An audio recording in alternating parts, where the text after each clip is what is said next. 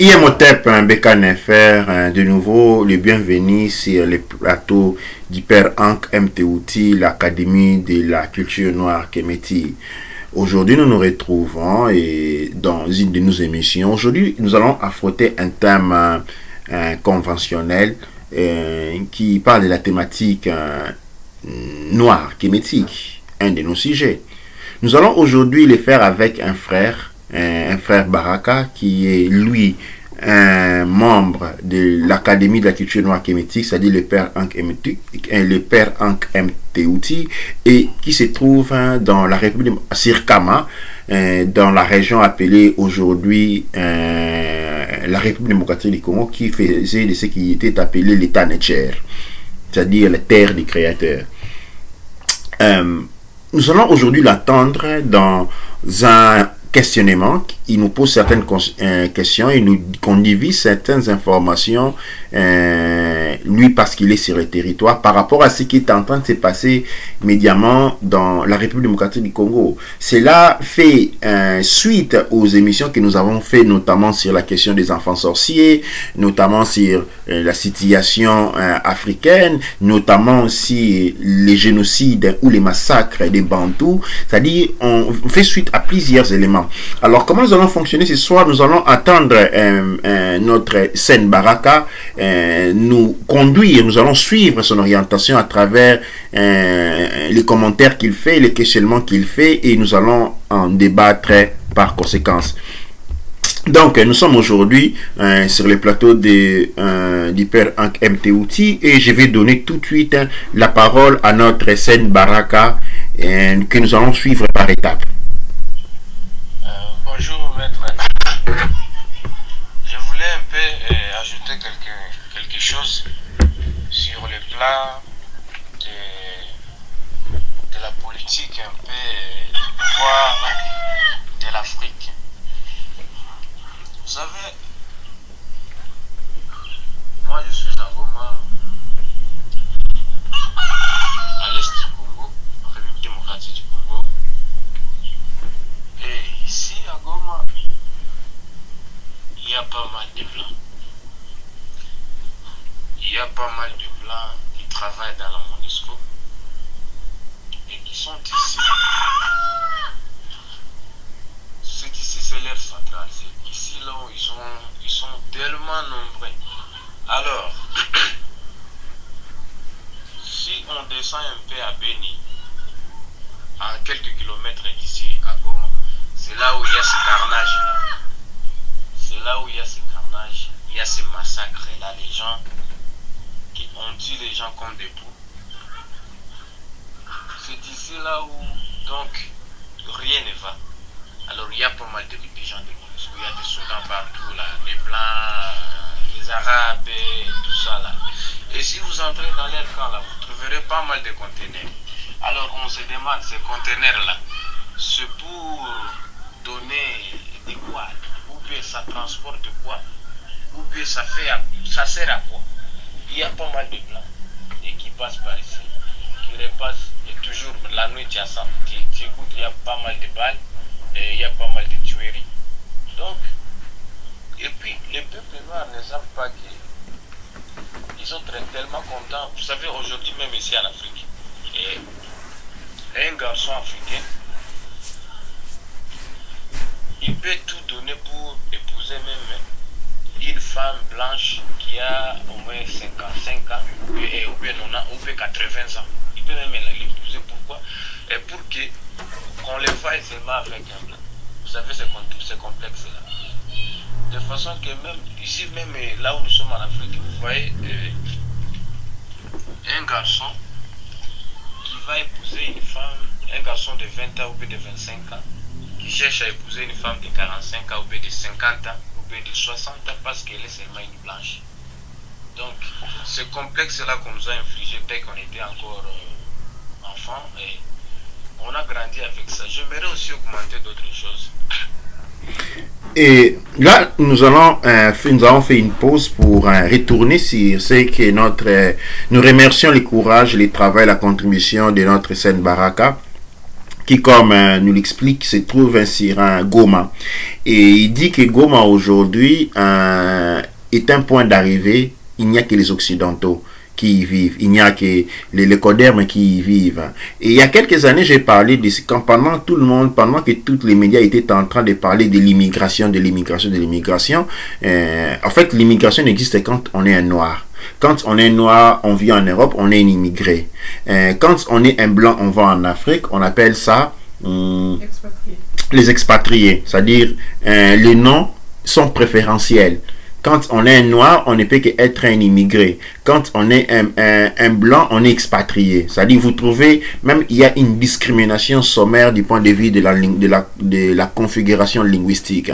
Les problèmes est lesquels, pendant que tout le monde était en train de réclamer, de blâmer, pendant que tout le monde occidental était en train de blâmer, le monde doit de se déverser en Europe en utilisant la voie marine, l'Afrique, lui, n'a pas blâmé les Occidentaux qui étaient en train de remplir l'Afrique en utilisant la voie aérienne.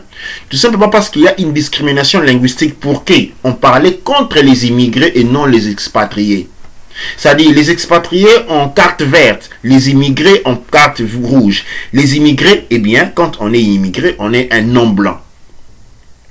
Quand on est un expatrié, c'est parce qu'on est un non-noir. Cette discrimination des faits est ponctuelle. Mais ici, notre SN Baraka nous fait voir quelque chose qui va au-delà. C'est-à-dire, nous sommes dans une région, Goma, qui est à quelques kilomètres de Beni. Les Beni, c'est la région du carnage. Là, on est en train de massacrer les Noirs chaque jour, des viols. Et tout ce que nous sommes en train d'entendre, c'est dans les territoires de Beni. Et à quelques kilomètres de ces territoires, il y a ce qu'on appelle Goma. Et dans Goma, il n'y a que les blancs qui fonctionnent pour les organismes internationaux qui sont en train d'habiter.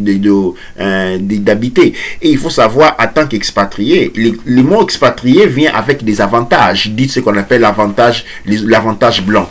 Les privilèges blancs. Le mot expatrié vient avec les privilèges parce que quand on est expatrié, on gagne beaucoup d'argent. Donc, sur le même territoire où des millions de gens sont en train de perdre leur vie, il y a des gens qui sont en train de gagner de l'argent. Ce que moi j'appelle les business de la mort. Les business de la mort sont en train de se trafiquer sur la peau des Bantous. Plus les Bantous morts, plus il y a la mort. Ouais, nous avons notre Sénète qui va intervenir aussi. Beka Nefer, et je voulais rapidement intervenir pour parler de, quand on parle de... En fait, quand on parle d'immigrés expatriés, c'est quoi le problème? Avec les immigrés, on dit que non, les immigrés viennent ici, alors ils vont dépendre de notre système.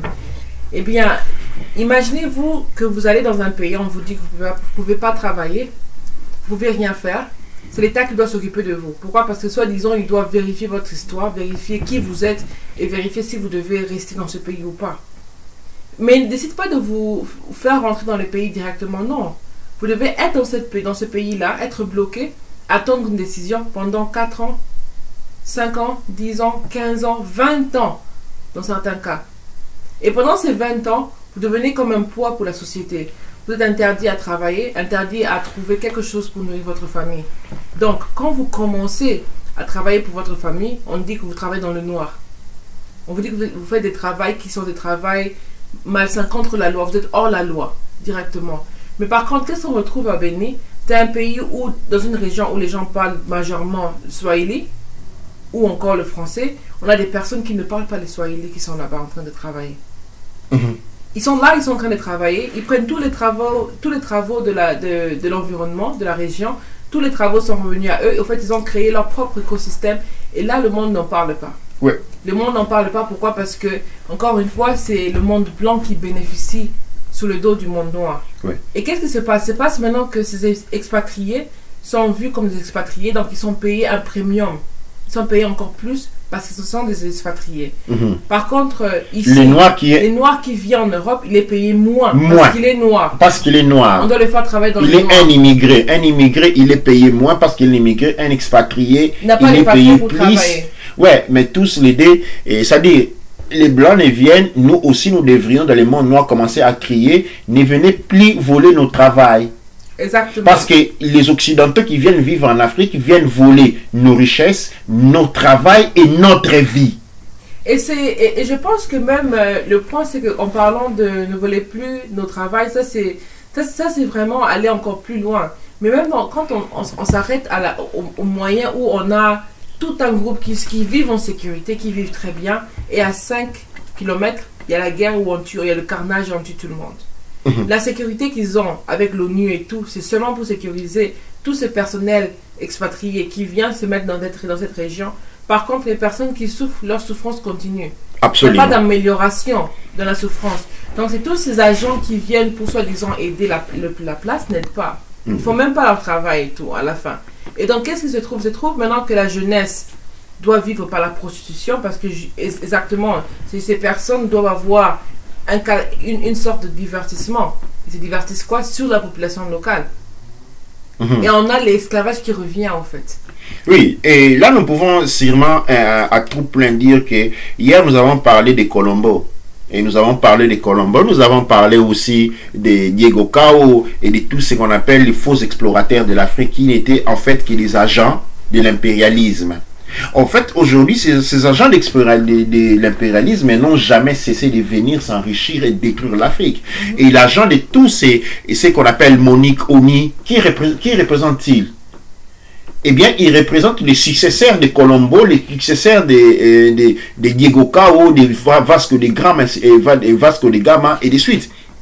Mais il faut savoir, qui finançait, comme je l'ai dit hier dans l'émission sur l'Holocauste, si vous ne l'avez pas suivi, vous allez juste dans la chaîne Kikelamans, vous allez trouver cela, qui finançait les expéditions militaires meurtrières et des pillages de Colombo, de Vasco de Gama, de Diego Cao, ainsi de suite. L'Église catholique. Les grandes familles, quand je dis l'Église catholique, je suis parlé des grandes familles qui composent. L'Église catholique est une entité abstraite. La partie non abstraite est composée, la partie réelle est composée des familles qui la composent. Ce sont elles qui ont soutenu les massacres des Noirs partout dans le monde, les massacres des Bantous, avec la bénédiction de la famille Khazar, c'est-à-dire ceux qui se font vendre aujourd'hui pour les Hébreux. Et cela continue encore jusqu'à aujourd'hui. Aujourd'hui, nous avons à voir. Et peuple noir, nous devons nous réveiller. Quand nous regardons, ce sont les mêmes personnes, avec les mêmes intentions. Vous êtes qui êtes à Goma. Quand vous venez ici en Europe, ici vous êtes un immigré et par conséquent on vous paye moins. Vous n'êtes pas, je vais vous expliquer un mécanisme qui est très important à comprendre. L'immigré ici crée de l'argent, pas pour lui, pour les systèmes. Quand vous arrivez ici, ok, il y a un agent de la police ou de l'immigration qui vous paye, qui doit vous enregistrer, il est payé pour ça. Si vous n'étiez pas là, il n'aurait pas ce travail-là. Après cela, vous êtes accompagné quelque part, vous allez vous mettre quelque chose où on va vous donner de la nourriture. Ces personnes-là sont en train de faire de la commerce, de vendre de nourriture. Si vous n'étiez pas là, ils n'allaient pas faire ce travail-là. Si vous pensez que c'est de la charité, ce n'est pas de la charité. Après cela, vous allez être logé quelque part. Mais ne pensez pas que ça c'est gratuit, c'est un système économique. Parce que si vous n'étiez pas là, ces gens-là n'auraient pas ce travail-là. Et puis vous allez devoir aller rapporter, signer. Après signer, chaque 1 mois, chaque 2 mois, chaque 6 mois, vous allez aller dans le tribunal. Vous allez avoir des avocats, on crée un cas. Un immigré, avant de toucher ses papiers, rapporte au système quelque chose comme 400 à 600 000 dollars. Et 400 à 600 000 livres sterling. Quand vous étiez ici, quand vous avez été dans cette situation-là pendant 3 ans, 4 ans, si vous avez été dans cette situation pendant 10 ans, vous pouvez arriver à rapporter au système 1 million de livres sterling pendant que vous êtes dans la pauvreté. Vous imaginez cela. Pendant que vous êtes dans la pauvreté, vous rapportez cette richesse-là. Nous devons être bien sensés de cela. Ce que l'on reçoit attiré du noir. Le noir est devenu comme les grains de sésame qu'on doit appuyer pour faire sortir de l'huile. Et chaque fois, les premiers qui vous pressent en sort de la bonne huile, on vous laisse, il y a un autre qui va vous reprendre. On veut vous presser jusqu'à ce que vous soyez réduit aux membranes, aux lianes. Tous veillent de l'huile de l'homme noir. Nous allons rentrer sur le point de notre frère Baraka, sur la situation du Goma. Notre scène nous continue prenant en nous précisant que là où ces blancs vivent, il y a des conteneurs. Ces conteneurs bougent. Les gens se posent la question, qu'est-ce qu'il y a à l'intérieur de ces conteneurs? pendant la nuit. Ce sont toujours cette armée, ces gens-là, qui circulent et on attend des balles tirées de gauche à droite, les gens meurent. Ceux qui voyagent dans les conteneurs sont inconnus. Inutile de vous le dire, à part les minéraux, nous avons les organes. Sinon, pourquoi y aurait-il le temps de mort? Les organes qui sont transportés, nous savons qu'aux États-Unis, il y a une grande clinique dont Trump avait annoncé, dit quelques mots. Un grand clinique souterrain où qui fonctionne avec la technologie de la cryogénésie, c'est-à-dire ils sont en train de congeler les organes. Aux États-Unis, vous l'avez ici, j'ai déjà dit, depuis le mois de janvier, il y a plus de 68 000 femmes noires qui ont disparu. Quand on retrouve, chaque jour, on retrouve des noirs morts aux États-Unis avec des corps sans organes. Les organes sont prélevés et sont mis en cryogénésie. C'est ce que nous sommes en train de vivre en Afrique. Ce que nous sommes en train de vivre en Afrique. Mais ici, les questions et les baraques, ça c'est les frères, les Sen Baraka qui fait ça, qui va parler aux jeunes chaque jour. Mais le pouvoir, il est populaire. Le pouvoir, ça n'a rien à voir avec ces autorités coloniales qui ont été mis là comme des effigies. Comment il y a l'autorité, le gouvernement, ce sont des autorités coloniales. Ils sont là pour vous titiller, ils sont là pour titiller les intérêts. C'est pourquoi ces militaires français, belges, anglais peuvent venir ce qu'ils en réussir sans rien les dire, parce qu'il n'y a pas d'autorité locale. Alors la seule manière, c'est de se reprendre sa propre autorité, sa propre légitimité à pouvoir dicter sa propre vie. En tant que communauté, nous n'avons pas d'autorité. Ceux qui sont là sont en train de nous faire mourir parce qu'ils sont payés pour ça. Ils sont tous payés pour ça. Et tout président africain qui a tenté de faire diversement, on lui a coupé la tête. La France a assassiné à ASL 23 présidents depuis 1963. 23 présidents et il n'y a jamais eu une seule enquête. Les derniers sur la file, c'est le général Kadhafi.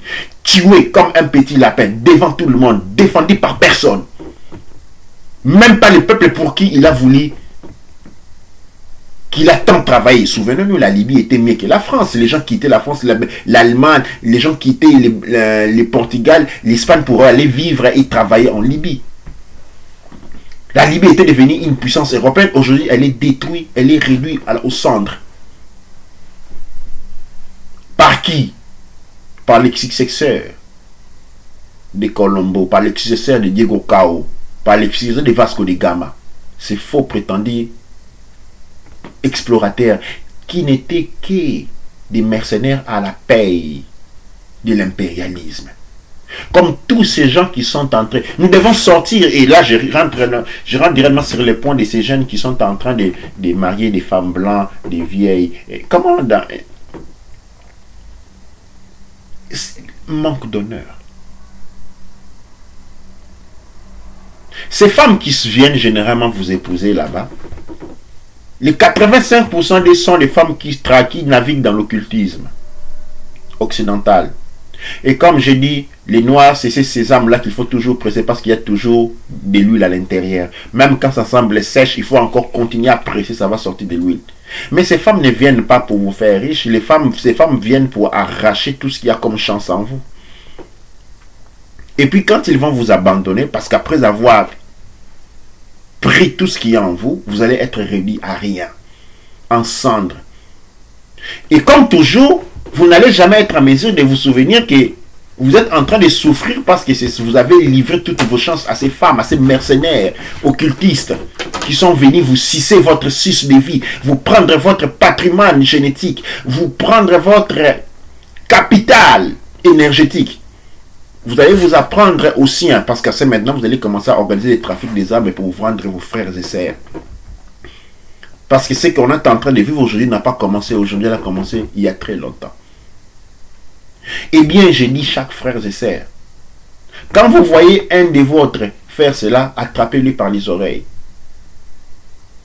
Attrapez-le par les oreilles. Il faut lui dire que tu es en train, cette femme blanche-là, cette vieille baraque blanche-là est en train de prendre tes chances. Ce n'est pas de l'amour qu'il t'apporte. Il est venu puiser chez toi.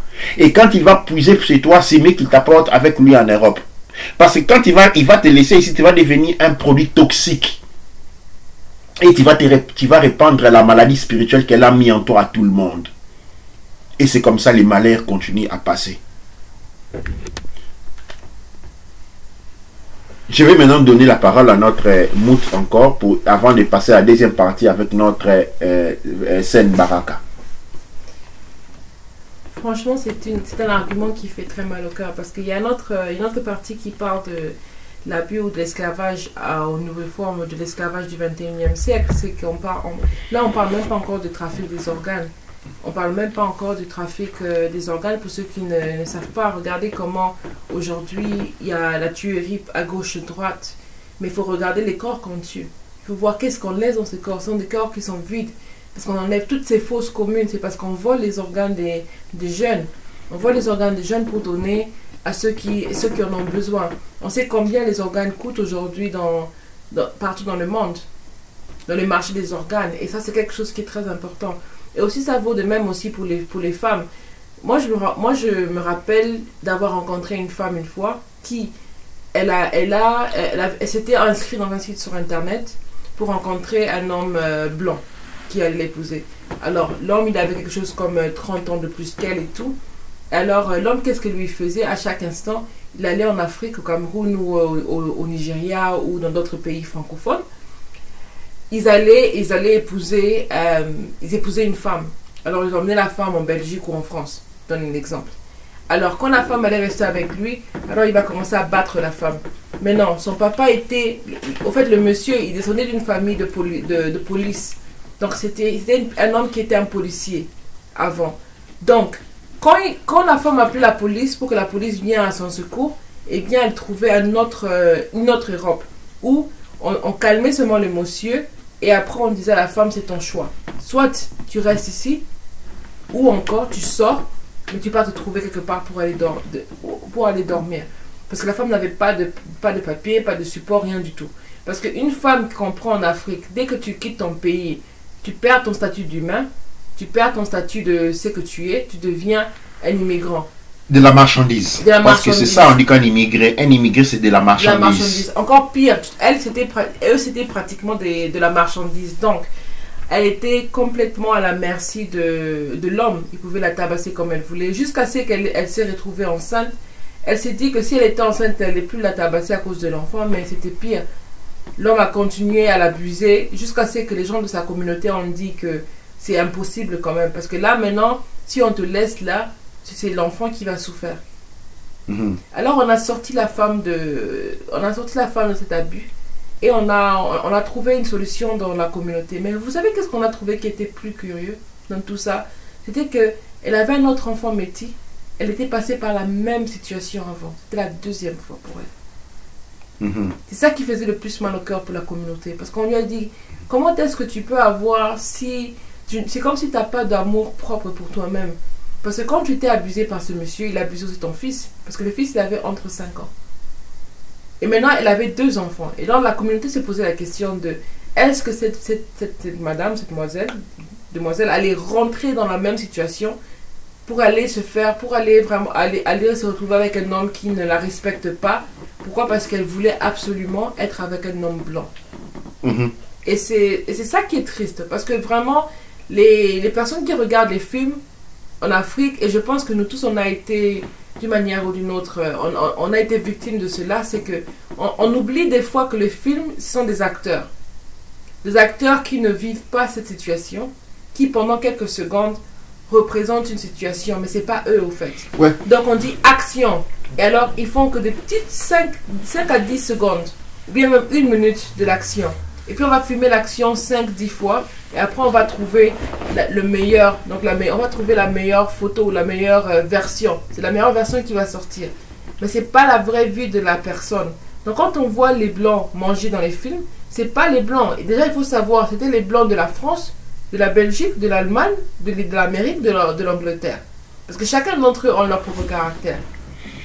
Oui, et savoir aussi que par exemple, quand ils font le film, ils sont en train de créer une réalité qu'ils veulent avoir. Exactement. Pourquoi c'est là? Parce qu'il faut savoir, comme disaient les professeurs, je me souviens pas les noms, Théophile Obenga. Le professeur Théophile Obenga, dans une interview, disait qu'il faut savoir que l'Europe, le continent européen, c'est un territoire qui a connu beaucoup de catastrophes parce qu'il a été habité par un peuple très sanguinaire. Souvenez-vous, les massacres perpétués par les Ottomans. Souvenez-vous les massacres perpétués par Jules César, Alexandre le Grand. Souvenez-vous les massacres, les tueries, les guerres menées par les Français, comment on appelle encore Napoléon. Les guerres napoléoniques. Et Rome. C'est-à-dire c'était un peuple habitué à des grands écoulements de sang. C'est un peuple profondément lié au versement des sang. Un peuple très sanguinaire. Et donc, du point de vue psychologique, arrivé pendant les années 60, il fallait modeler cela. On a commencé à créer des films. Ces films représentaient un idéal, mais ne représentaient pas ce qu'ils sont. Et il s'est passé en Afrique, c'est quoi? On voulait mimer la vie des Européens. Mais en voulant mimer les vies des Européens, et Dieu merci, on a mimé cela, parce que si on devait mimer leur état sanguinaire, il faut savoir là on serait aujourd'hui. Douane et Tchèque, ils ont mimé les acteurs. Mais il faut aujourd'hui sortir de cet état-là. On mime la vie des acteurs qui n'a rien à voir avec la réalité objective de la civilisation occidentale. La civilisation occidentale est une civilisation sur base sanguinaire. Sanguinaire et pervers. Une civilisation sanguinaire et pervers. Il faut voir l'homosexualité pratiquée en Grèce et en retour en force aujourd'hui. Parce que même quand on parle les Français ce n'est pas la langue gauloise. Les Français, comme dit justement le professeur Théophile Obenga, c'est la langue latin évoluée. Ça n'a rien à voir avec la langue gauloise. Et donc, nous devons sortir de cet enchantement. Nous devons savoir que les gens qui viennent chez nous ne viennent jamais avec de bonnes intentions, ils ne l'ont jamais été. Il y a aujourd'hui un assaut puissant sur les peuples bantous partout dans le monde. Partout où les bantous sont, il y a une extermination qui est en train de se faire. En Occident, aujourd'hui, c'est plein de morts civiques. Les jeunes bantous sont en train de mourir. Les garçons de 35 ans, de 36 ans, il va rentrer à la maison, le cœur saute, il meurt. Quand vous allez en Belgique, quand vous allez à Paris, vous qui voulez venir à Paris, il faut savoir que les Noirs sont minoritaires en Belgique, sont minoritaires à Paris, mais nous sommes majoritaires dans les cimetières et dans les prisons. Nous sommes majoritaires dans les cimetières, dans les prisons. Quand vous allez dans les cimetières français et belges, vous ne trouvez que des tombeaux des Noirs. Quand vous allez dans leurs prisons, c'est rempli. Je vous ai parlé d'un peuple sanguinaire, mais qui ne sont pas en prison. C'est les Noirs, les peuples pacifiques qui sont en prison. Ça signifie que les sanguinaires sont dehors. Et c'est pourquoi vous avez toujours des attaques raciales.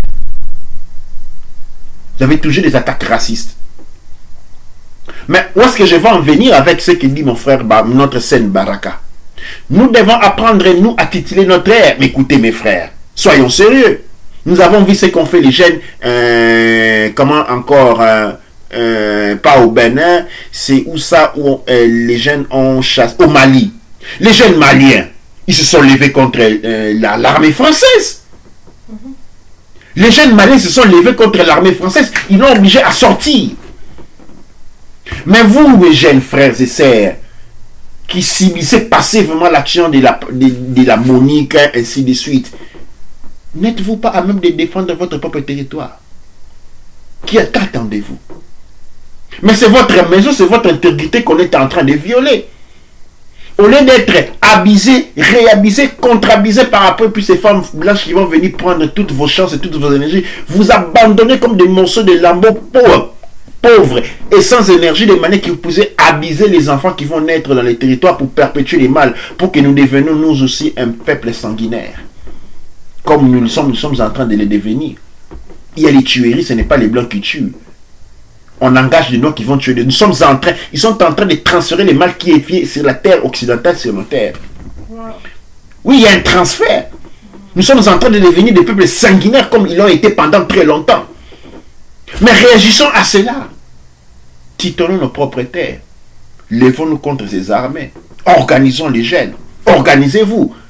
Allez les attendre de vous faire prélever de l'énergie rien pour des $100, $150 qu'ils vont vous donner. C'est des papiers. L'argent n'existe pas. C'est une tricherie. C'est une illusion. Vous qui croyez à l'argent, elle n'existe pas. C'est une machine, un moyen, un instrument de manipulation et de mise à mort du peuple.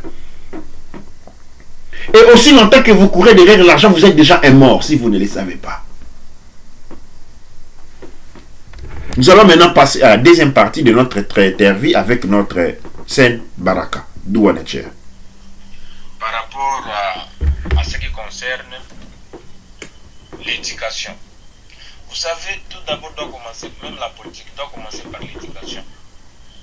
L'éducation que nous avons ici, les cours qu'on donne ici. Prenons par exemple, vous êtes un docteur.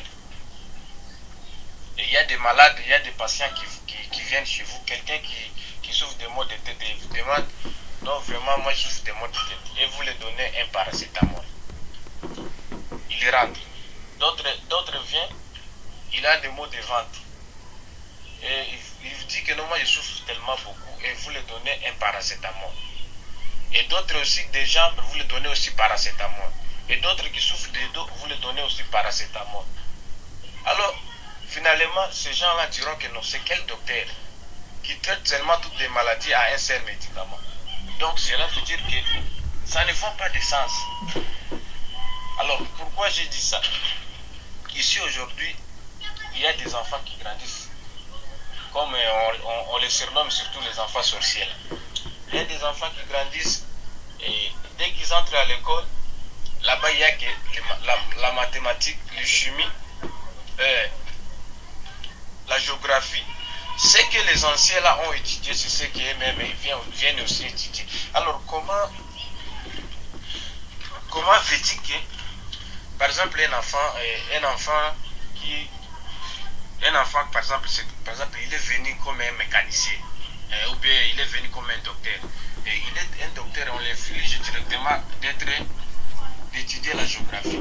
Alors, vous voulez voir d'abord qu'est-ce qui est dans l'enfant et lui montrer les chemins qu'il va suivre ceci. Alors, directement, l'enfant, il est parti par la géographie. Et il y a un enfant aussi qui est venu comme un savant qui connaît, par exemple, l'arrangement de l'avion. On dit non, toi tu serais un mathématicien. Directement, l'enfant là, il se perd. C'est la raison pour laquelle, prenons l'exemple des Européens quand même. Il y a un enfant qui connaît, par exemple, on voit l'enfant, il joue beaucoup avec l'avion. Tu vois, cet enfant pourrait être un pilote. Directement, on voit, non, cet enfant il joue avec la guitare. L'enfant là, il pourrait être un musicien. L'enfant ici joue avec ceci, il pourrait être ici chez nous.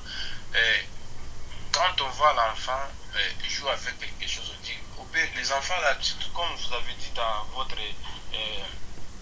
dans la vidéo précédente. Vous avez dit que non, dans la vidéo passée, vous avez dit que non, les enfants sorciers là. Tout d'abord, doit commencer par l'éducation de notre pays. Doit commencer par l'éducation. Les Africains, nous avons cette complexe là parce qu'on nous a infligé. Il faut qu'un plat, est comme un demi-dieu. Pourquoi là? Nous avons des journaux ici. Si on parle de la religion, il n'y a que des plats qui sont dans les journaux. Alors, il y a des enfants même qui connaissent que non, Jésus c'est le seul fils de Dieu. Ici, chez nous, moi je te dis ça c'est la vérité. Ici, les gens connaissent que Jésus c'est le seul fils de Dieu. Et si vous venez de les parler d'autres, moi, ce qui concerne même les inventions, ils connaissent que tout ce qui est inventé. Encore une fois, nous allons interrompre notre Sen Baraka et nous retournerons avec lui dans un autre niveau de questionnement. Ici, nous avons parlé de l'éducation. Nous avons vu ces médecins à qui ils proposent des paracétamol pour tout. Ça, c'est quelque chose de l'académie, nous parlons beaucoup. C'est pourquoi une des raisons pour laquelle nous avons créé l'académie de la culture noire, parce que l'éducation est culturelle. L'éducation est culturelle, il dépend des mécanismes d'engagement et de contraction d'un écosystème. Qu'est-ce que je veux dire par là? Un écosystème, chaque écosystème a une propre manière de fonctionner. La médecine occidentale n'est pas bonne pour les Noirs. Comme la médecine noire n'est pas bonne pour les Occidentaux, je pourrais dire. Même s'il prouve... Ça dit, dans la médecine, nous avons une question d'intensité de l'énergie. Dans le monde noir, l'énergie est la plus haute. La médecine noire peut guérir les Occidentaux et peut guérir les Asiatiques. L'intensité la moins la moins après celle noire du point de vue de la médecine, c'est celle asiatique. Les Asiatiques peuvent guérir eux-mêmes et guérir les Européens.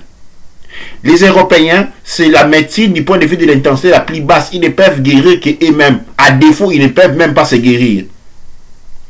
Alors, la médecine blanche qui, lui, était source des pratiques naturelles, reconnue aux cultures selfiques et autres, avait du pouvoir. Mais celle moderne n'a aucun pouvoir et ne guérit personne.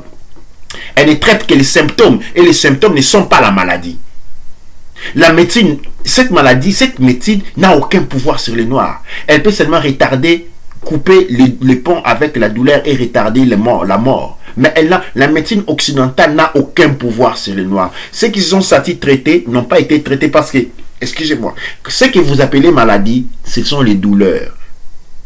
C'est parce que vous avez la mal là, j'ai mal, je n'arrive pas à marcher, c'est-à-dire, ça c'est un mécanisme de réaction de votre corps par rapport à un problème qui se trouve au niveau de l'esprit. C'est la médecine noire est capable de traiter. Mais pour une médecine noire, nous avons la médecine noire, la Alafia X. Mais il faut une éducation noire. Et les problèmes que notre Sen Baraka relève encore, c'est les problèmes du niveau de l'éducation. Sans pour autant rentrer dans la mystification entre qui est docteur, qui est aviateur et autres, l'éducation doit être culturelle. L'éducation que nous avons réussi en Afrique, dont Sen Baraka retourne encore à disant, c'est l'éducation que les pères de nos pères qui a réussi au point où aujourd'hui un enseignant n'a aucune valeur sur Kama. C'est une éducation coloniale. C'est une éducation comment je pourrais définir là, c'est une éducation des services, de manière à ce que vous allez servir les colons. Assister son travail. Quand vous avez été éduqué, vous devenez les doigts, les mains et les pieds du colon. Au point, on portait les colons sur les chipoy, sur les dos, parce que vous avez été éduqué à porter un chipoy. C'est comme ça, il n'y a pas d'inventaire. Il n'y a pas d'inventaire dans les mondes noirs post-colonisation. Pourquoi les gens ont été pris, des génies ont été pris amoindris à ne servir que des réparateurs. Ils ne sont que des réparateurs. Ce ne sont que des assistants. Pourquoi? Parce qu'il y a tutelage du point de vue culturel. La médecine chinoise est chinoise et les médecins chinois sont formés selon la conception chinoise de la médecine. La conception culturelle, et cela dépend du fonctionnement de l'écosystème. Les Belges les mêmes, les Français les mêmes, les Italiens les mêmes. Et tout le monde fonctionne de cette manière-là. Les Asiatiques les mêmes. Tous ont leur propre médecine. C'est pourquoi il faut une médecine noire qui soit prise en avantage. Le problème aujourd'hui est que le monde noir, comme je dis, chaque noir représente un noir qu'il faut continuer à presser. Aussi longtemps qu'il ne se protège pas. Donc tout le monde a intérêt à continuer à presser le monde noir. Et ils ne vont pas nous laisser, ils ne nous laisseront jamais à moins que nous réalisons cette erreur. À moins que nous prenions la responsabilité de cela. Je vais conclure cette phase avec les enfants sorciers. L'Académie de la culture noire kémétique, le père Hank M. Teouti, à travers la voix de Sanchem Tepi Netcher, Kinkelo Amazulu Koufoui Montepatoumra, vous dit les enfants sorciers n'existent pas. La sorcellerie n'est pas un phénomène social, n'étant même mystique. La sorcellerie est un phénomène génétique, est une réalité génétique. Les sorciers, les plus grands sorciers, vous les trouvez dans la bourgeoisie, dans la monarchie.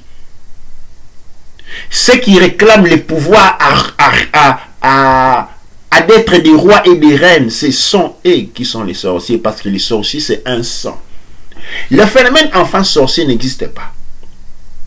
Et donc, si vous avez tapé un enfant, abandonné un enfant parce qu'on vous a été dit qu'il est sorcier, faites amende, allez demander pardon. Les pasteurs qui se sont présentés tous formés aux États-Unis pour venir parler des enfants sorciers, pourquoi n'ont jamais trouvé des enfants sorciers dans les mondes occidentaux? Pourquoi n'ont pas connu ces cas-là? Souvenez-vous, cependant, en Occident, on avait ce qu'on appelait la chasse à la sorcière. Les femmes sorcières. C'est quand il fallait détruire le monde occidental où il y avait les cultes des Aussets. C'est parce qu'il fallait détruire les fondements du monde noir en Occident qu'on a créer, les femmes avaient les pouvoirs, parce que notre univers, je l'expliquais bien des fois, est un univers féminin. Les pouvoirs est féminin. Et quand les forces OPEP ont lancé leur invasion en Europe, ils ont détruit les mondes anciens, ils ont détruit les mondes des femmes. Et pour les faire, il fallait créer, déterminer les femmes comme des sorcières. Aujourd'hui, nous avons les enfants sorciers qui font partie. Tous ces enfants-là, ce sont des enfants qui sont nés avec des programmes avancés capables de transformer, de combattre le monde occidental, combattre APEP. APEP les a dévancés et les a traités des enfants sorciers. Ça n'existe pas les enfants sorciers. Ça n'existe pas les enfants sorciers. Il n'existe que des parents manipulés et ignorants. Je le répète. Ça n'existe pas des enfants sorciers. Ça n'existe que des parents manipulés et ignorants. Qui dit que son enfant est sorcier est un ignorant et manipulé. Quelqu'un qui n'a pas conscience d'être à manipuler contre sa propre vie. Ces enfants qui sont nés avec des intelligences poussées, des habiletés poussées, qui vous laissent avec la bouche ouverte, ce sont ceux qui sont... Je vous l'explique comment cela fonctionne. Et c'est très simple, vous allez comprendre. Imaginez une forêt. Et vous allez mettre le feu sur ces forêts-là. Les arbres vont brûler. Ça va être réduit aux cendres.